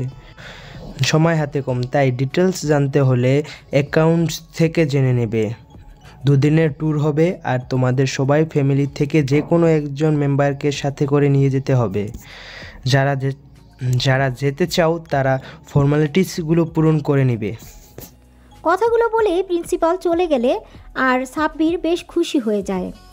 ক্লাস শেষ করে সাব্বির বাইরে আসতেই মারিয়া ওর সামনে আসে আর জিজ্ঞাসা করে, সাব্বির তুমি কি ট্যুরে যাচ্ছ? হ্যাঁ যাব তো, কেন তুমি যাবে না? হ্যাঁ আমিও যাব। মারিয়া বেশ কিছুক্ষণ চুপ থেকে ওর না আঙুলে পেঁচাতে পেঁচাতে আমতা আমতা করে বলল, আসলে মানে না, ওই হয়েছে কি, এমন সাপের মতো মোচড়ামোচড়ি করছো কেন? কি বলবে বলো? আমি কি কখনো তোমাকে কোনো বিষয়ে বকা দিয়েছি যার জন্য এমন ভয় পাচ্ছ বলতে? না মানে তোমার পাশের সিটটা আমার জন্য রাখবে, অন্য কাউকে বসতে দিবে না। মারিয়া কথাটা বলেই লজ্জা পেয়ে মাথা নিচু করে নেয়। এই সামান্য বিষয় নিয়ে তুমি এমন আমতা আমতা করছো? এতে এত সংকোচ করার কি আছে? তুমি আমার ফ্রেন্ড, তুমি আমার পাশে বসতেই পারো। সাব্বিরের কথা শুনে মারিয়া বেশ খুশি হয়ে যায় আর খুশির ঠেলায় হুট করে সাব্বিরকে জড়িয়ে ধরে গালে কিস করে দেয়। মারিয়ার কর্মকাণ্ডে সাব্বিরের চোখ বড় বড় করে মারিয়ার দিকে তাকায় আর তাতেই মারিয়া লজ্জা পেয়ে যায়, বুঝতে পারে কি করেছে। অতিরিক্ত খুশিতে এমন একটা কাজ করে ফেলেছে, কিন্তু এখন সাব্বিরকে কিভাবে বোঝাবে? মারিয়া লজ্জা পেয়ে দৌড়ে সেখান থেকে পালিয়ে যায় আর সাব্বির ওদিক এদিক তাকিয়ে মাথা চুলকাতে চুলকাতে মুচকে একটা হাসি দিয়ে চলে যায়। দুদিন পর সাব্বির ট্যুরে যাওয়ার জন্য বাসে উঠে সিটে বসে আসে। সাব্বির আজকে মন খারাপ। আচ্ছা, আপনারা হয়তো ভাবছেন কেন ওর মন খারাপ, সবই বুঝতে পারবেন। তো যাওয়ার সময় হয়ে আসলে মারিয়া এসে সাব্বিরের পাশে বসতে গেলে তখনই কোথা থেকে তিন্নি এসে মারিয়াকে সরিয়ে দিয়ে সাব্বিরের পাশে বসে পড়ে। এবার আপনারা বুঝতে পারলেন তো সাব্বিরের মন খারাপের কারণ। মারিয়ার অনেক কষ্ট হচ্ছে সাব্বিরের পাশে তিন্নিকে দেখে, তারপরও মারিয়ার কিছু বলে না। সাব্বিরের পিছনের সিটে বসে পড়ে। তিন্নি সাব্বিরের কাঁধে মাথা দিয়ে ওর একটা হাত জড়িয়ে ধরে চোখ বন্ধ করে নেয়, যেটা দেখে মারিয়া আর নিজেকে কন্ট্রোল করতে পারে না। ও কান্না করে দেয়। তারপর একটা সময় কান্না করতে করতে ঘুমিয়ে পড়ে। উফ তিন্নি, বাসের মধ্যে এগুলো কি করছিস? সবাই কি ভাববে? একটু দূরে সরে বস, এটা বাসা নয়, পাবলিক প্লেস। ভাইয়া, তুমি আমাকে বকা দিচ্ছ? আমি কি তোমাকে একটু জড়িয়ে ধরতে পারি না? আমার তো বাসে ভয় লাগে, ওই জন্য তো তোমার কাঁধে মাথা রেখেছি, আর তুমি আমাকে বকা দিচ্ছ। দেখ তিন্নি, তোর বাসে ভয় লাগে এজন্য আমি তোকে আমার সাথে আসতে বারণ করেছিলাম, কিন্তু তুই কি করলি? আম্মুকে দিয়ে শেষমেশ আমাকে রাজি করালি। তাহলে এখন এসব বলছিস কেন? আমাকে ছাড় আর দূরে সরে বস। কথাগুলো বলে সাব্বির তিন্নির থেকে নিজেকে ছাড়িয়ে নেয়। বেশ কয়েক ঘন্টা পর ওরা নির্দিষ্ট গন্তব্যস্থলে পৌঁছায় যায়। বাস থামতেই বা সবাই এক এক করে বাস থেকে নেমে যায়, কিন্তু সাব্বির খেয়াল করে মারিয়া নামছে না। সাব্বির আবারও বাসে উঠে গেলে তিন্নি ওর হাত ধরে আটকে দিতে বলে। কোথায় যাচ্ছ ভাইয়া?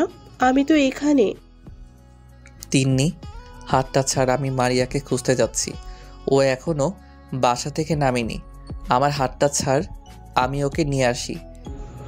কেন? তোমার ওকে আনতে যেতে হবে কেন? ও কি একা একা আসতে পারে না নাকি? উনি কি আনন্দ? কোনো বাচ্চা আসতে পারবে না? ও বাসা থেকে নামলো কি নামলো না তাতে তোমার কি? সব সময় তোমাকে কেন যেতে হবে? তোমাকে আমি কোথাও যেতে দিব না। তিন্নির কথা শুনে সাব্বির বেশ রেগে যায় আর বলে, লিমিট ক্রস করিস না। তিন্নি, হাতটা ছাড়।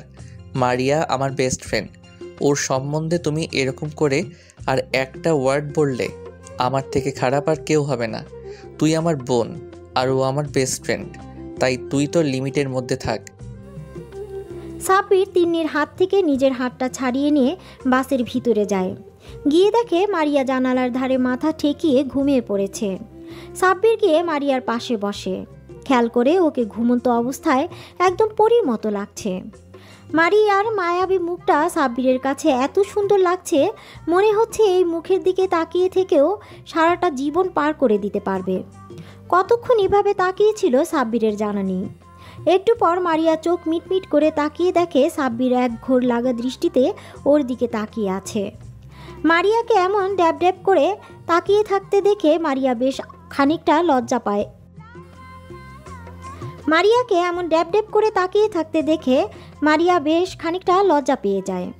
ও তখনকার সব ঘটনা নিমিষেই ভুলে যায়। হালকা কাশি দিয়ে সাব্বিরের ধ্যান ভাঙানোর চেষ্টা করে, কিন্তু কোনো লাভ হয় না। সাব্বির যেন একটা অন্য জগতে চলে গেছে। শেষমেশে মারিয়া বাধ্য হয়ে সাব্বিরকে ধাক্কা দিয়ে ডাকতেই ও হকচকিয়ে যায়। মারিয়ার এরকম কর্মকাণ্ডে সাব্বির এদিক ওদিক তাকিয়ে বোঝার চেষ্টা করছে যে ও এতক্ষণ কি করছিল। যখন নিজের করা বোকামির কথা বুঝতে পারে তখন আমতা আমতা করে বলে, ইয়ে না, মানে আসলে হয়েছে কি, আমি তোমাকে নিতে এসেছিলাম। সবাই বাস থেকে নেমে গেছে, কিন্তু তোমাকে কোথাও দেখতে পাচ্ছিলাম না। তাই ভাবলাম বসে আছো আর এসে দেখি তুমি ঘুমাচ্ছ, তাই তোমাকে জাগানোর ইচ্ছা হয়নি, সেজন্যই অপেক্ষা করছিলাম। আচ্ছা তাই বুঝি। তো আমার ঘুম যেন হাওয়া ভাঙে, সেজন্য কি তুমি নিজেও ঘুমিয়ে গেছো? আমি কখন থেকে তোমাকে ডাকছি আর তুমি অন্য জগতে চলে গেছো? মারিয়ার কথা শুনে সাব্বির মাথা চুলকাতে চুলকাতে বলে, না ওই আর কি একটু একটু। সাব্বিরের কথাতে মারিয়া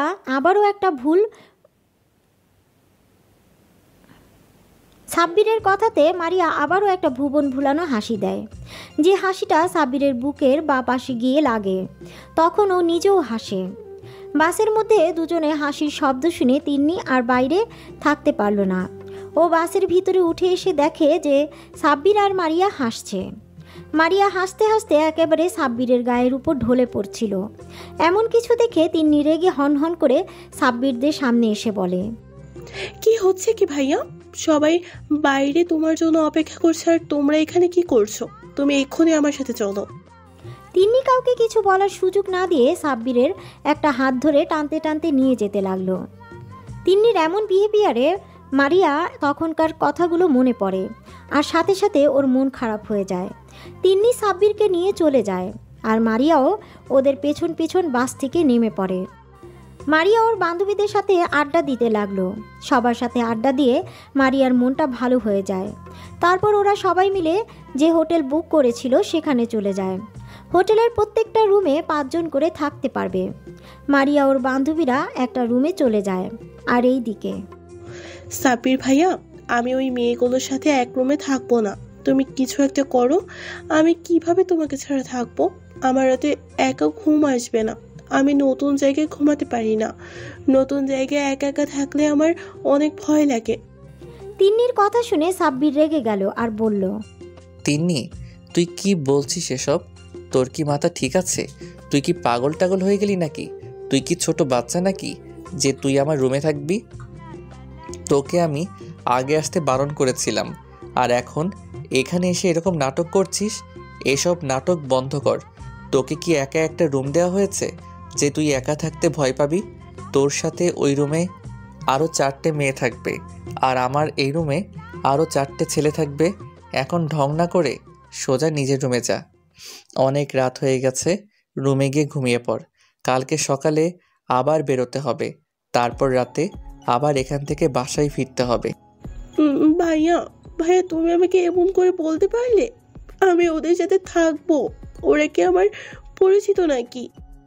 পিচ্ছি পড়ি, এই পাগলি, তুই কান্না করছিস কেন? দেখ, আমি তো শুধু তোকে কথাগুলো বোঝানোর জন্যই এমন করে বললাম, না হলে তুই তো আমার কথা বুঝতেই চাইছিলি না। এখন কান্না বন্ধ করে রুমে যা, ফ্রেশ হয়ে ঘুমিয়ে পড়।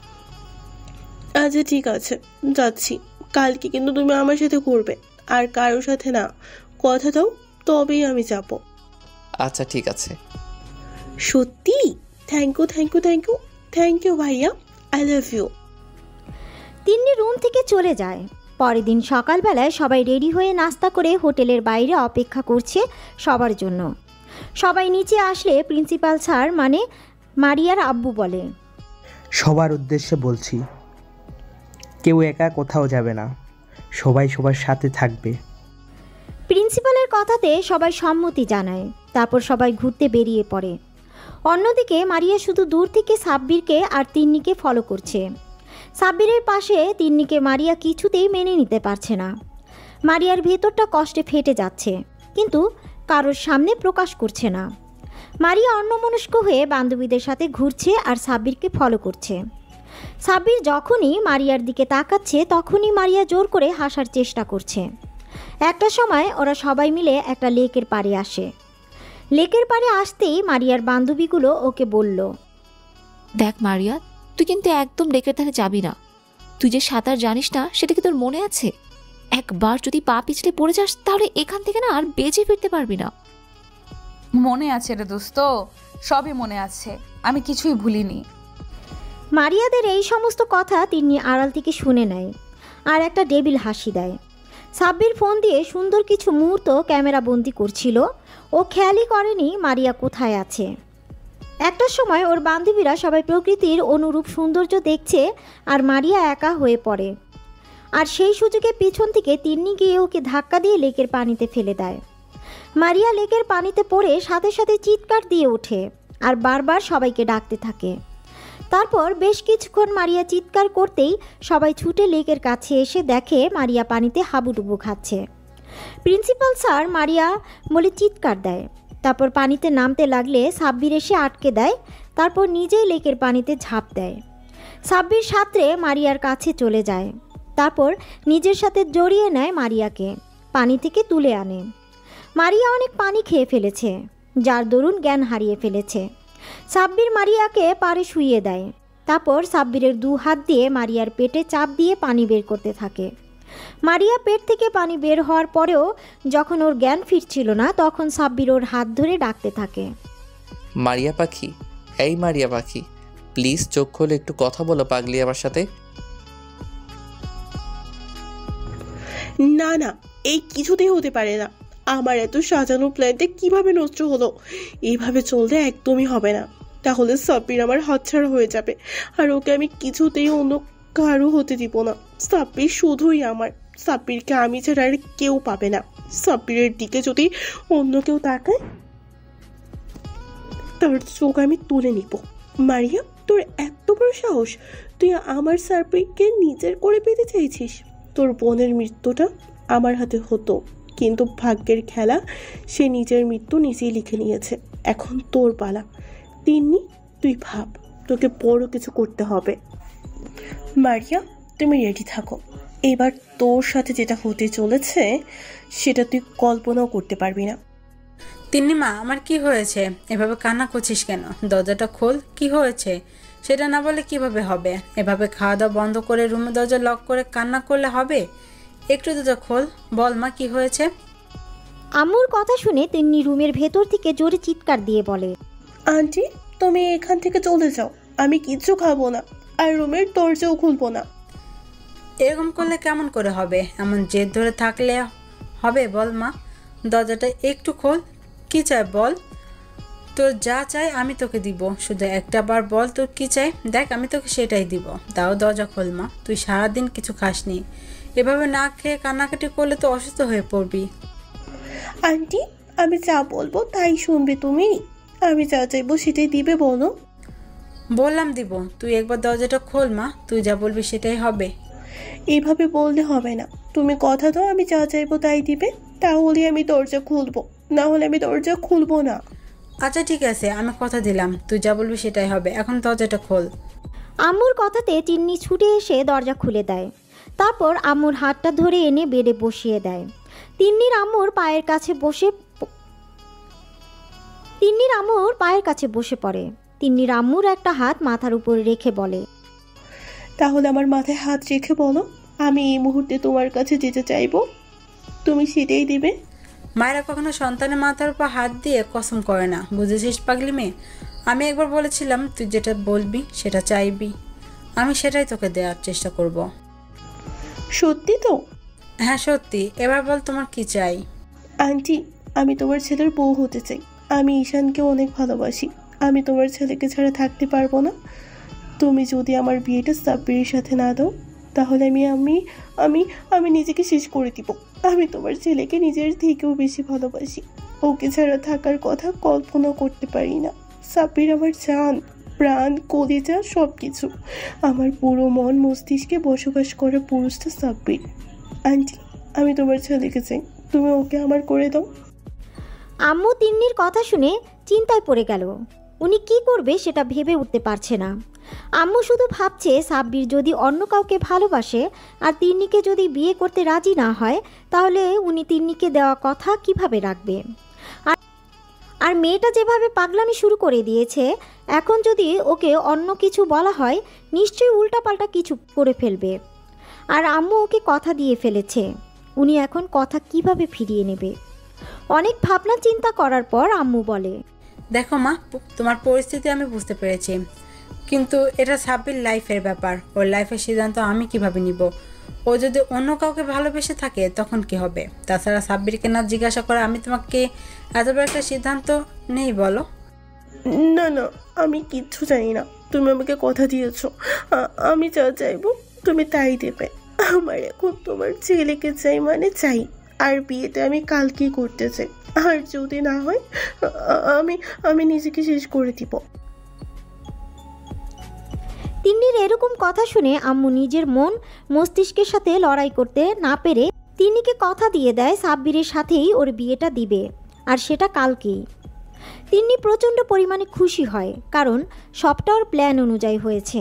তারপর সন্ধ্যাবেলায় যখন সাব্বির বাসায় ফিরে তখন আম্মু ড্রয়িং রুমে বসেছিল। সাব্বির রুমে যেতে গেলে আম্মু ওকে ডাক।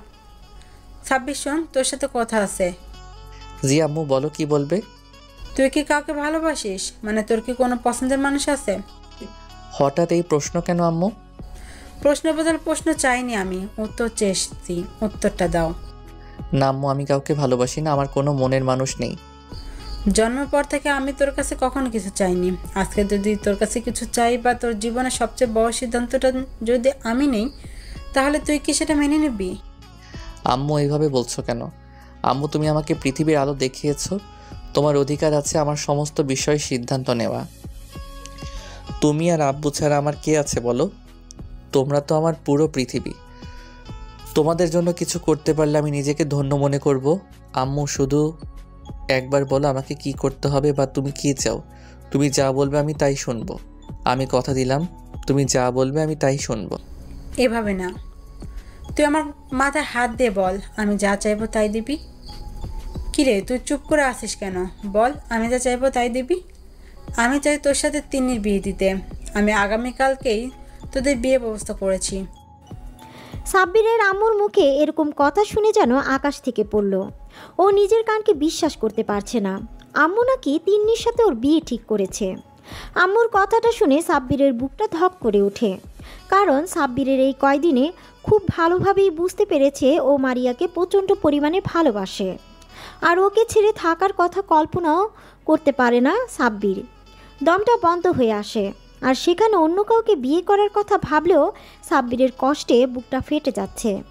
সাব্বির এখন কি করবে? আম্মু ওর মাথায় হাত দিয়ে ওয়াদা করিয়েছে, আম্মু যা বলবে তাই শুনবে। সাব্বির কি বলবে কি করবে কিছুই বুঝতে পারছে না। তারপর ও নিজেকে স্বাভাবিক করে নিয়ে বলে, আম্মু, তুমি কি বলছো? তুমি জানো তিন্নিকে আমি বোনের নজরে দেখি, কখনো ওকে নিয়ে অন্য কিছু ভাবিনি। আমি ওকে সব সময় ছোট বোনের নজরে দেখি, আর আমার মাঝে তেমন কোনো সম্পর্ক নেই। তাহলে কেন তুমি ওর সাথে আমাকে বিয়ে দিতে চাইছো? আমি কোনো প্রশ্নের উত্তর দিতে চাইছি না, আমি শুধু আমার প্রশ্নের উত্তর চাইছি। তুই আমার কথাটা রাখবি নাকি আমার মরামুখ দেখবি? যে মানুষটা জন্ম দিয়েছে, ছোটবেলা থেকে ওকে লালন পালন করে মানুষ করেছে, সেই মানুষটা ওকে এতগুলো বছর আগলে রেখেছে, যে মানুষগুলো ওকে এত ভালোবাসা দিয়ে আজকে এই মানুষের মুখে মরার কথা শুনে সাব্বিরের বুকের ভেতরটা ঢক করে ওঠে। সাব্বির ওর আম্মুর মুখের দিকে তাকিয়ে আর কিছু না ভেবেই বলল, আম্মু, আমি বিয়েতে রাজি। আম্মু, তুমি বিয়ের ব্যবস্থা করো। কথাগুলো বলে সাব্বিরের আম্মুকে আর কোনো কিছু বলার সুযোগ না দিয়ে সোজা নিজের রুমে চলে গেল। তো পরের দিন বৃষ্টি আর ছায়া ছুটে এসে মারিয়ার সামনে দাঁড়ায় আর হাঁপাতে হাঁপাতে বলে, দোস্ত, শুনেছিস? কিরে, তোরা এমন করে হাঁপাচ্ছিস কেন? আর কি শুনবো? তুই জানিস আজকে সাব্বিরের বিয়ে, তাও আবার একটু পরেই। কি বলছিস এগুলো? আমরা সত্যি বলছি, একটু পর ওর কাজিনের সাথে সাব্বিরের বিয়ে। না না, এ হতে পারে না। কি কি বলছিস কি এইসব? তোদের মাথা ঠিক আছে?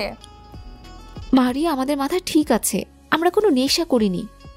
আরে আমার আম্মু সাব্বিরের আম্মুর বান্ধবী। আম্মু আজকে সকালে ওদের বাসায় গিয়েছে। আম্মু বলল হঠাৎ করেই নাকি কালকে ওর আম্মু বিয়েটা ঠিক করেছে, আর সাব্বিরও নাকি বিয়েতে রাজি হয়ে গেছে। সাব্বিরের বিয়ের কথা শুনে মারিয়ার চোখ দিয়ে টপ টপ করে পানি পড়ছে। ওর বুকের মধ্যে অসহ্য রকমের যন্ত্রণা শুরু হয়ে গেছে। মারিয়ার কোনো কিছু না ভেবেই সাব্বিরের বাসার দিকে ছুটতে থাকে। তারপর কিছুটা এসে একটা সিএনজি করে সাব্বিরদের বাসার সামনে চলে আসে। মারিয়া সিএনজি থেকে নেমে ভাড়া মিটিয়ে দিয়ে ছুটে বাসার গেটে দরজার সামনে গিয়ে এক নাগাড়ে কলিং বেল দিতে থাকে। একটা সময় আম্মু এসে দরজা খুলে দিতেই দেখে মারিয়া দাঁড়িয়ে আছে। মারিয়াকে দেখে আম্মু বলে, আরে মামনি, তুমি ভেতরে আসো। তুমি অনেক ভালো একটা দিনে আসছো। আজকে আমার ছেলের বিয়ে। আন্টি, সাব্বিরের রুম কোনটা? উপরে গিয়ে ডান দিকে রুমটা। আম্মুর কথাটা শেষ হতেই মারিয়া দৌড়ে উপরে চলে যায়, আর সাব্বিরের আম্মু মারিয়ার যাওয়ার দিকে তাকিয়ে বোঝার চেষ্টা করে কি হয়েছে। অন্যদিকে সাব্বির নিজের রুমের ব্যালকনিতে দাঁড়িয়ে চোখের জল ফেলছিল। এই মুহূর্তে রুমে কারো উপস্থিতি টের পেতে চোখের পানি মুছে নেয়। তারপর পিছন ফিরে দেখে মারিয়া কান্না ভেজা চোখে ওর দিকে তাকিয়ে আছে। মারিয়া ছুটে সাব্বিরের কাছে এসে ওর শার্টের কলার ধরে বলে, ওই তোর সাহস কি করে হয় আমাকে ছেড়ে অন্য কাউকে বিয়ে করার? তুই জানিস না আমি তোকে ছাড়া বাঁচবো না, তোকে ভালোবাসি। তুই কি আমার চোখের ভাষা বুঝিস না? সাবির, আমি তোকে ছাড়া বাঁচতে পারবো না। তুই এই বিয়েটা কখনো করবি না। তুই শুধুই আমার, তুই অন্য কারো না। সাব্বির এতক্ষণ নিজের মনকে এটা বলে সান্ত্বনা দিচ্ছিল যে মারিয়া ওর সিনিয়র আপু, আর মারিয়া হচ্ছে অনেক ধনী পরিবারের মেয়ে। ও কখনো সাব্বিরকে ভালোবাসতে পারে না। সাব্বির মারিয়াকে পাগলের মতো ভালোবাসে, তারপর ও ভালোবাসে সেটা না বলায় রয়ে গেছে। অন্যদিকে মারিয়া সাব্বিরকে এতটা বেশি ভালোবাসে সেটা বলার আগেই সাব্বির ওর লাইফ থেকে হারিয়ে যাচ্ছে। সাব্বির চুপ করে আছে দেখে সাব্বির ওর শার্টের কলার ঝাঁকিয়ে আবারও বলল, এই তুই কথা বলছিস না কেন? আমি কি বলছি তুই শুনতে পাসনি? ভালোবাসি তোকে, আমি তোকে ছাড়া বাঁচবো না। তুই ওই তিন্নিকে বিয়ে করবি না। তুই যদি ওকে বিয়ে করিস আমি নিজেকে শেষ করে দিব। তুই শুধু আমার, না হলে অন্য কারো না। সাব্বির মারিয়ার কথার প্রতি উত্তরে কিছু বলতে যাবে তখনই দরজার দিকে তাকিয়ে দেখে ওর আব্বু আম্মু দাঁড়িয়ে আছে। আর শুধু আব্বু আম্মু নয়, বিয়েতে যে কয়জন লোক এসেছিল সবাই দাঁড়িয়ে আছে, আর সবার পিছনে তিন্নি দাঁড়িয়ে আছে। সাব্বিরকে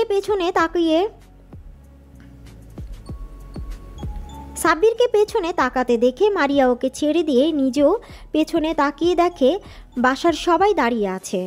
মারিয়া এবার আম্মুকে দেখে দৌড়ে আম্মুর কাছে গিয়ে হুট করে আম্মুর পায়ের কাছে বসে পড়ে, তারপর পা দুটো জড়িয়ে ধরে কান্না করে দিয়ে বলে, আন্টি, আমি সাব্বিরকে অনেক ভালোবাসি। প্লিজ আন্টি, তুমি ওর বিয়েটা অন্য কোথাও দিও না। তুমি তো আমাকে কথা দিয়েছিলে আমার কখনো কোনো কিছু প্রয়োজন হলে যেন তোমাকে বলি। আজকে আমি তোমার ছেলেকে চাইছি। আমি সাব্বিরকে অনেক ভালোবাসি আন্টি, আমি ওকে ছাড়া বাঁচবো না। তুমি বিয়েটা ভেঙে দাও প্লিজ আন্টি। ওর বিয়ে অন্য কোথাও হয়ে গেলে আমি নিজেকে শেষ করে দিব।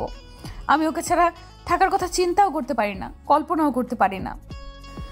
আম্মু এতক্ষণ একটা ঘোরের মধ্যে ছিল, তাই মারিয়া এভাবে পায়ে পড়ে কান্নাকাটি করাতে আম্মু ঘাবড়ে গিয়ে পিছিয়ে যায়। তারপর মারিয়াকে উঠিয়ে নেয়। আম্মু বুঝতে পারছে না এখন কি করবে। এদিকে তিন্নি সাব্বিরকে না পেলে মরে যাবে, আর এদিকে মারিয়া যদি সাব্বিরকে না পায় ও মরে যাবে। আম্মু এমন একটা পরিস্থিতির মধ্যে পড়ে গেছে যেখানে উনি যেদিকে যাবে তার উল্টো দিকে সমস্যাটা বাড়বে। মারিয়া আম্মুকে ছেড়ে আব্বুর পায়ে পড়তে গেলে ওনার আব্বু মারিয়াকে আটকে দেয়। মারিয়া আবার সাব্বিরের কাছে যায়, তারপর ওর পায়ের কাছে বসে বলতে থাকে, সাব্বির, তুমি শুধু আমার, তুমি অন্য কাউকে ভালোবাসতে পারো না। তুমি শুধু আমাকে ভালোবাসবে। তুমি এই বিয়ে কিছুতেই করতে পারো না। তুমি আমাকে ছাড়া অন্য কাউকে বিয়ে করবে না, বলে দাও। আমি তোমাকে ভালোবাসি, তোমাকে ছাড়া বাঁচবো না। আর তুমিও আমাকে ভালোবাসো, সেটা আমি জানি। দেখো মামনি, তুমি কান্না বন্ধ করো। আমি তোমাকে কথা দিয়েছিলাম, তুমি আমার সাথে কখনো কিছু চাইলে আমি তোমাকে দেওয়ার চেষ্টা করব। তিন্নি এতক্ষণ চুপ ছিল। হঠাৎ আম্মুর মুখে এরকম কথা শুনে ও চিৎকার দিয়ে বলে, এই মেয়ে, তোমার এত বড় সাহস! তুমি আমার সাব্বিরকে আমার থেকে কেড়ে নিতে চাইছো? তোকে তো আমি।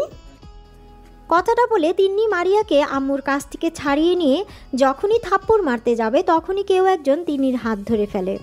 তিন্নি হাতের দিকে তাকাতে অবাক হয়ে যায়, কারণ তিন্নির হাত আর কেউ নয়, সাব্বির ধরেছে। সাব্বির তিন্নির হাতটা এক ঝটকা দিয়ে সরিয়ে দেয়। তিন্নি টাল সামলাতে না পেরে 2 কদম পিছিয়ে যায়। আর ঠিক সেই মুহূর্তেই মারিয়ার বান্ধবীগুলো সব ওদের বাসায় আসে। ওদের সাথে একটা ছেলেও আসে। তখন ছায়া বলে, অনেক হয়েছে তিন্নি, তোমার নাটক তামাশা। এবার আমি তোমার আসল মুখোশ সবার সামনে খুলে দিব। ছায়ার সাথে থাকা ছেলেটিকে, নিশাত, তোমার কাছে যেটা আছে সেটা সবাইকে দেখাও। নিশা তোর হাতে থাকা মোবাইলটি থেকে একটা ভিডিও অন করে সবার সামনে ধরে, যেখানে স্পষ্ট দেখা যাচ্ছে তিন্নি মারিয়াকে লেকের পানিতে ধাক্কা মেরে ফেলে দিয়েছে। এবার ছায়া বলে, সেদিন লেকের পানিতে মারিয়া পড়ে যায়নি, তিনি ওকে ইচ্ছে করে ফেলে দিয়েছিল যাতে ওর পথের কাঁটা সরে যায়। কারণ ও জানতো মারিয়া সাব্বিরকে পছন্দ করে, তাই তো সব প্ল্যান করে সাজিয়েছি। আসলে এই মেয়ে কখনো সাব্বিরকে ভালোই বাসেনি, এটা ওর একটা জেদ। ওর মতো মেয়ে কখনো কাউকে ভালোবাসতে পারে না। এই ভিডিও দেখে আর ছায়ার এই সমস্ত কথা শুনে সবাই অবাক চাহনিতে তাকিয়ে আছে। ওরা ভাবতেও পারছে না তিন্নি এরকম একটা মেয়ে। আম্মু এমন কিছু দেখে ধক করে বসে পড়েছে। তারপর আব্বুকে আম্মুকে উঠিয়ে নেয়। তখন আম্মু উঠে এসে তিন্নির সামনে দাঁড়িয়ে ওর গালে ঠাস ঠাস করে দুটো থাপ্পড় মেরে দিয়ে আর বলে, আমার প্রথম থেকেই তোকে খুব সন্দেহ লাগতো, তাই তো আমি তোর সাথে বিয়ে দিতে চাইনি আমার ছেলের, কিন্তু তুই যে এত বাজে একটা মেয়ে সেটা জানতাম না। এবার আম্মু সাব্বিরের সামনে যায়, তারপর সাব্বিরের গালে ঠাস করে দুটো থাপ্পড় মেরে দেয় আর বলে, এই তুই এখন ওই পাথর মূর্তির মতো দাঁড়িয়ে আছিস, তুই জানিস না তোকে এখন কি করতে হবে? সাব্বির গালে হাত দিয়ে দাঁড়িয়ে আছে। ঠিক সেই মুহূর্তে আবারও বাসার সামনে পুলিশ গাড়ি এসে থামায়। তারপর কতগুলো পুলিশ বাসার ভিতরে ঢুকে তিন্নিকে অ্যারেস্ট করে নেয়। তিন্নি মারিয়াকে নয়, ওর বোন নীলাকে ধর্ষণের পেছনে দায়ী, আর সেটা সবাই পুলিশের থেকে জানতে পারলো। এবার আম্মু অবাক হয়ে বলে, তুই কখন পুলিশকে ফোন করলি? সাইড থেকে সাব্বুরের আব্বু বলে, এতক্ষণ তো তোমাদের নাটক তামাশা দেখছিলাম, আমি কিছুই বলিনি। তুমি আমার ছেলেকে তোমার মাথায় হাত দিয়ে কসম করালে, তাও আমি কিছু বলিনি। কিন্তু এখন তুমি আমার ছেলেকে মারলে কেন? পুলিশকে আমি ইনফর্ম করেছি আরো 1 ঘন্টা আগে, কারণ আমি আগে থেকে এই মেয়ের চরিত্র সম্পর্কে জানতাম, শুধু সম্পর্কের খাতিরে কিছু বলতাম না। কিন্তু যখন দেখলাম তুমি এই মেয়ের সাথে আমার ছেলের বিয়ে ঠিক করেছো, তখন আমি বিশ্বাস করতে পারছিলাম না। আমি বারবার ভাবছিলাম তুমি কিভাবে আমার ছেলের জীবনটা নষ্ট করে দিচ্ছ। তুমি একটাবারও আমাকে জানানোর প্রয়োজন মনে করোনি। তুমি এত সব সিদ্ধান্ত একাই নিয়েছো, তাও আমি কিছু বলিনি। কিন্তু এখন তুমি যে আমার ছেলের গায়ে হাত তুললে কেন, এসব আমি পরে দেখে নিব। তার আগে ইন্সপেক্টর ওকে নিয়ে যান। এতক্ষণ সাব্বির পাথরের মূর্তির মতো চুপ থাকলেও ওর চোখে পানি গড়িয়ে পড়ছে। বুকের মাঝে চেপে রাখা কষ্টটা আর দমিয়ে রাখতে পারিনি। মারিয়া এতক্ষণ অবাকের পর অবাক হচ্ছিল, কিন্তু হঠাৎ সাব্বিরকে কান্না করতে দেখে মারিয়ার বুকের ভিতর ধক করে ওঠে। ও ছুটে সাব্বিরের সামনে গিয়ে দাঁড়ায়। সাথে সাথে সাব্বির ওকে 2 হাতে শক্ত করে বুকের সাথে জড়িয়ে ধরে কান্না করে দেয়। সাব্বির যেন ভুলেই গেছে যে রুমের মধ্যে সবাই আছে।